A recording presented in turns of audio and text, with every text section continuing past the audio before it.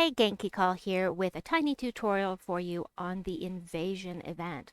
What is it? How does it work? What are those siege breakers? How do those multipliers on the siege breakers work? Tactics and maybe more. So first of all, I want to direct you to the shop. And in the shop, whatever troop is featured right here, starting at the second tier, is going to be your siege breaker. And the siege breaker, I will show you how this works, has his spell, and his spell has this 3 to 5x damage multiplier on it based on ascensions. And what that means is that if he's at his base rarity, he will do 3 times this damage to a tower. If he's at legendary status, he will do 4 times this damage. And if he is at mythic level, ascended to mythic level, he'll do 5 times this damage to towers. It's only on towers. And this works in PvP too, by the way, if you're facing a tower. Every one of them has a different spell. But the thing is, they are also have this third trait. And that will do the same kind of bonus multiplier on skull damage. Now, some of these siege breakers you're not going to want to have at the front of your team because they don't have any skull damage reduction. And if you're not planning to put them at the front of the team, you don't have to trait them unless you're planning on having them at the front to do that skull damage. So if you can't afford to trade them, it's okay. It's part of their spell to do this this excess damage on their spell, and you don't have to trait them to get that for the spell. So that is the first point. Next up is that usually maybe always, there's going to be a weapon in here, and to find out what the weapon is, you just click on this button here. It'll tell you what it is, and you can see whether you want it or not. So I'm always going to buy up enough to get the weapon because I want all the weapons. And this one in particular, oh, it's one of my favorite kinds. Now, something else to mention here is that as I'm buying things, you can see you get invasion troops. And the invasion troops, it is rare, but it is possible to pull a mythic off of these tiers in the shop. As long as it's a mythic that is usable in the event, then you can possibly pull it. So that is super cool.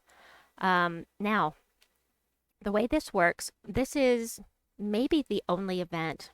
It's the only event I can think of offhand where you can get personal buffs. I mean, yes, I just lost my mind. You can get loot individually and for the guild. So this is a guild event, my bad.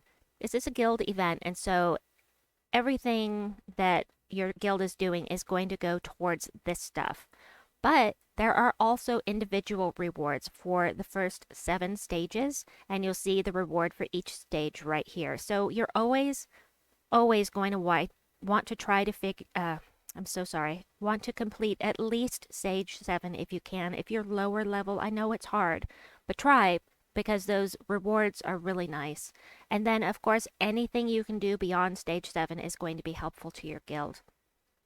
But something else to be aware of here is that on these early levels, there aren't necessarily going to be any towers at first. You can see there aren't any towers here, so there's no reason to take your siege breaker with you until you start having trouble with the towers. When you start having trouble with the towers, then that is when you're going to want to bring your siege breaker in. And before that, basically just do whatever's fastest. I like to have at least 1 troop, hopefully 2, that does damage to all enemies so that I can just shoot through and get done as quickly as possible, because my goal is to get done as much as possible. And to do that, I don't want to spend a lot of time on it. This is my style of doing things, and if that may be something you like, it may not, but for me it's all about efficiency. So I want to zip through these early levels as quickly as possible so I can get to the harder fights and start using some more tactics to things. Just early on, you can see this is really easy. I will have teams. Every event, actually, I always come out with a video that will have teams for people who don't have the legendaries and teams for those that do, and maybe even teams for mythics with mythics as well. So I try to make sure everybody has a team they can use. So if you're not good at team building, that's okay. You can always look on YouTube or ask in your guild or ask, you know, anyone. Ask in global chat. Somebody may help you out in global. But my style of doing things, get these early stages done as quickly as possible so that you can move on to the harder stuff. If you don't like switching your teams, that's when it's good to have somebody else's teams to work with. So you can see I'm starting to get some I just got my first tower, I think. I'm a little distracted because I'm talking, but I think I just saw my first tower. Still going to be easy at this point. So we're just going to blow through here a little bit more and I'll keep talking to explain what I'm doing. So you can see we're still only getting one tower at this point. Of course, we're only on stage 2, but anyway, I think that is all that I wanted to say about the event. I hope that you will enjoy it. It's really fun, in my opinion, to do these tower events. And be sure that when you get to the higher levels, as soon as you start having trouble with the towers, that's when you want to move your Siegebreaker in and rearrange your team.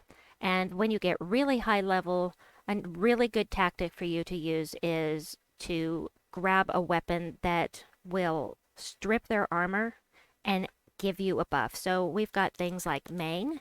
Mang is one that everyone should have just from mana gem mastery. So this strips all the armor and you get a bunch of damage added to, a bunch of armor, a bunch of attack added to your own attack when you steal their armor. Then we've got Earth's Fury, which will steal their armor and give attack to all allies boosted by their armor eliminated. So these things are better for later on when you're stripping lots of armor from them. Another really great one of my favorites, is Trickster's Shot. Trickster's Shot will remove all of their armor, and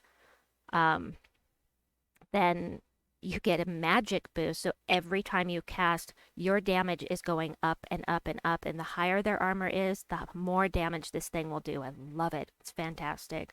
Or you can do Rope Dart. We've got Rope Dart that will remove all armor, pull them to the front, and entangle them. However, be aware that towers are invulnerable. And that means they are immune to all status effects. You can throw Essence of Evil on them, it won't curse them, it won't stun them, it will do absolutely nothing to them. You can't use Zul'Goth on these things, they won't die that way. You have to use a spell or skulls to get rid of them. So keep that in mind. And also later on, you may need to have more than one Siegebreaker on your team. So things slow down as you get higher level is another reason why I like to do the early levels quickly. So I hope that this has been helpful. Please like and subscribe, and I will have the video out for this invasion in just a bit. See you soon. Bye-bye!